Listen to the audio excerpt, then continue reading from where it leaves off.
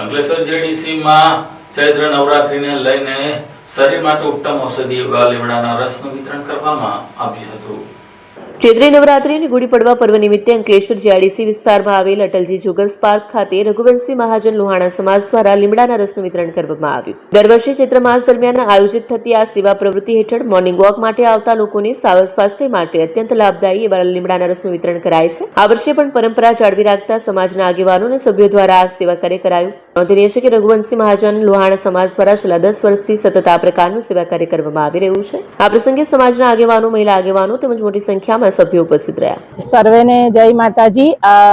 આજે જે ચૈત્રી નવરાત્રીના શરૂઆત થઈ છે પહેલા દિવસથી રઘુવંશી લોહાણા સમાજ છેલ્લા 10 વર્ષથી લીમડાના રસનું વિતરણ કરે છે અને તેનાથી આખા જીઆઈડીસી અને તેના આજુબાજુના વિસ્તારને સ્વાસ્થ્યમાં ખૂબ જ ફરક પડે છે, ખૂબ જ એનો ફાયદો છે અને એ લોકો દર વર્ષે આવી રીતના સવારના 5:30 વાગ્યાથી રસનો વિતરણ કરે છે અને નાના બાળકોથી ઉંમર લાયક સૌ કોઈ હજારોની સંખ્યામાં આ રસનો લાભ લે છે અને પોતાના સ્વાસ્થ્યનું ધ્યાન રાખે છે અને આવીને આવી સેવા કરતા રહે એવી આપણે શુભેચ્છા અને જે કાર્યકર્તા છે એ બધાનો ખૂબ ખૂબ આભાર।